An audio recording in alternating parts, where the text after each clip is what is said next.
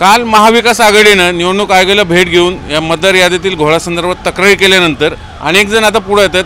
जी24 काल मंगळवार पेठेतले यादीची पडताळणी केली असता भलतं सत्य तिथं बाहेर आलं आणि आज मनसे पुण्यातले मनसे संघटनेने बावधन भागातील प्रभाग क्रमांक 10ची यादी समोर आली.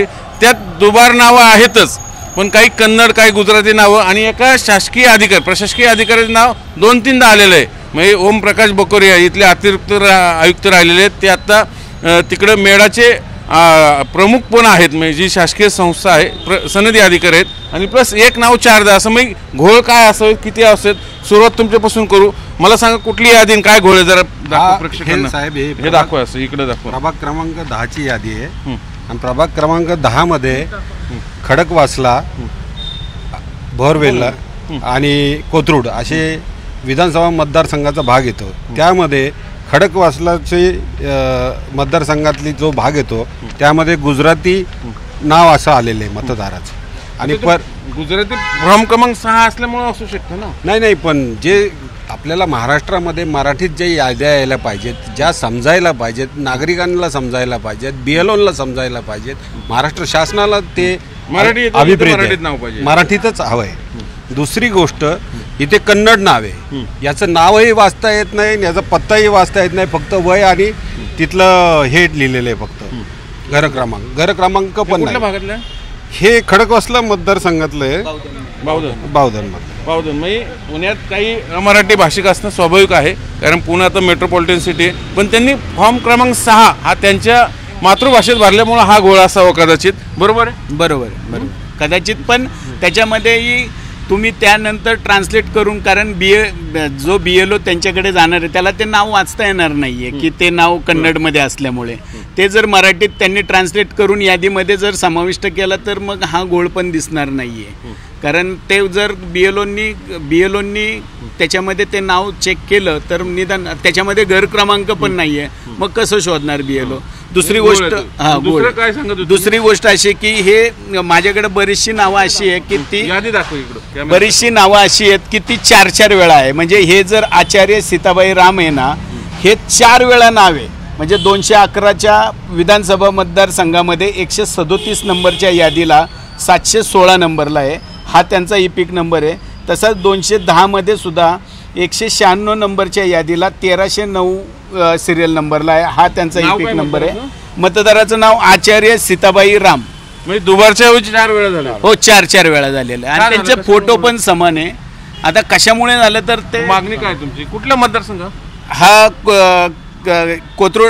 कोथरूड विधानसभा मतदारसंघात एकदा आहे आणि खडकवासला विधानसभामध्ये 3 वेळा नाव आहे, असं एकूण 4 वेळा आहे.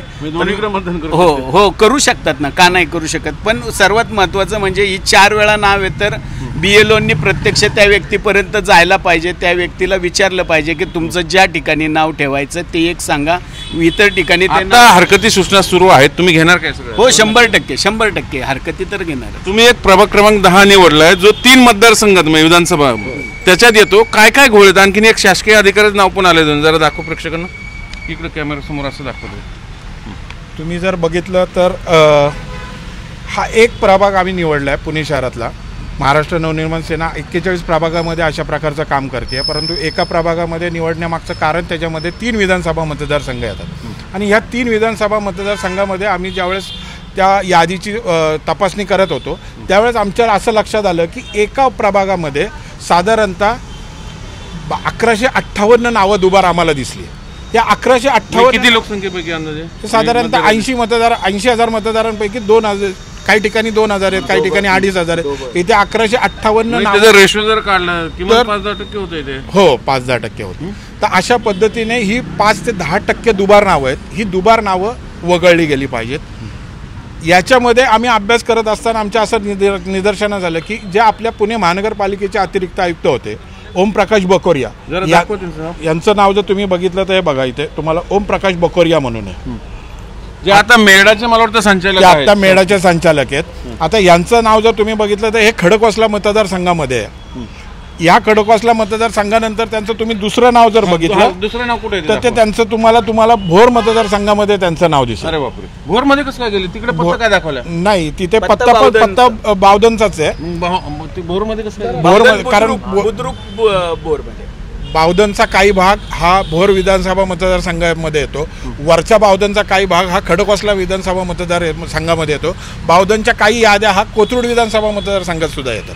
त्यामुळे आम्ही हा सगळा अभ्यास करत असताना याच्या मागचं कारणच हे होतं की मतदारसंघ बदलला की ऑटोमॅटिकली नावं तिकडं पण जातात आणि तिथे मग अनेक चुकीची कामं होऊ शकतात. हे सगळं करत असताना आम्ही 203 आणि हे यादी क्रमांक 160. मला ह्या अधिकाऱ्यांचं वैशिष्ट्य सांगायचं, हे गेली मला वाटतं 20 ते 25 वर्ष ना, 20-25 वर्ष पुण्यात आहेत. प्रशासकीय म्हणजे क्लास 1 अधिकारी आहेत बकोरिया. पुण्यातल्या वाहतुकीविषयी त्यांच्या विरोधात अनेक तक्रारी आहेत, कारण पुण्याच्या वाहतुकीचं वाटोळं केलं असा एक आरोप आहे त्यांच्यावर, बरोबर. आणि ते अधिकारी त्यांचं नाव दुबार तिबार येतं. म्हणजे विचार करा, प्रशासकीय अधिकारीच असा घोळ घालतात तर सामान्य नागरिकाची काय कथा. अशीच अवस्था सगळ्या मतदार यादीची बनून गेली. म्हणूनच काल मवियानी निवडणूक आयोगाकडे सगळ्या तक्रारी घेऊन गेल्या असता. उत्तर काय आलं का नाही तुम्हाला? नाही साहेब, आता 2 दिवसात निर्णय घेणार आहेत, त्यामुळे याची आता आम्ही हे निवडणूक आयोगाशी बोललो आज सकाळी. त्या कळसकर मॅडमच्या हे निदर्शनास आणून दिलं, परंतु कळसकर मॅडमचं एक वेगळंच त्यांनी आम्हाला सांगितलं की त्यांचं असं म्हणणं आहे की भारतीय जनता पक्ष मतदार नोंदणी घेते, कुठे मनसेची मतदार नोंदणी असेल, कुठे राष्ट्रवादीची. प्रत्येक माणूसला एक इच्छा असते की माझं नाव मतदार यादीत यावं, म्हणून तो तिन्हीकडे फॉर्म भरतो आणि त्याच्यामुळे ही नावं दुबार आणि तिबार होतात. परंतु मूळ घोळ काय माहितीये का, हे मतदार यादीतली नावं कोण नेमतं खरं तर त्या माणसाने इंडिव्हिज्युअली करणं अपेक्षित आहे किंवा प्रशासन. पण हे राजकीय पक्ष आपापली मतदारसंख्या वाढवण्यासाठी आपापल्या ऑफिसमध्ये हे दुकान खोलून बसतात. हो, दुकानच, कारण ते मतदार यादी वाढवतात. मग एक मतदार 3 ठिकाणी नोंदला जातो आणि त्यातनं हा घोळ होतो, बरोबर. परंतु याच्याही पुढचं आमचं त्या मॅडमला आम्ही हेच विचारलं की जर ठीक आहे राष्ट्रवादीकडे असेल, भाजपकडे असेल किंवा मनसेनी नाव नोंदवलं असेल तर त्या माणसाचा पत्ता एकच आहे ना, त्यामुळे त्याच पत्त्यावर नाव आहे, आधार एक आहे. परंतु त्यात आयडेंटिफाय नाही होत काय सगळ्या गोष्टी? नाही, आयडेंटिफाय होत नाही का?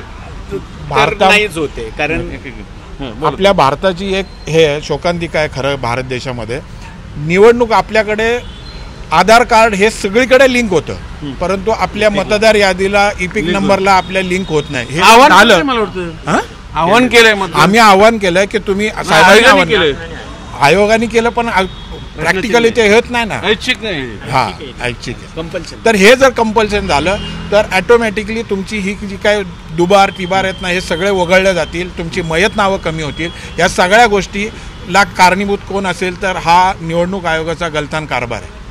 BLO मतदारांपर्यंत जातच नाही, घरात बसतात, रिपोर्ट तयार करतात आणि ते देतात आणि त्याच्यावरती ह्या मतदार याद्या होतात आणि त्याच्यामुळे हे सगळे गोंधळ झालेले.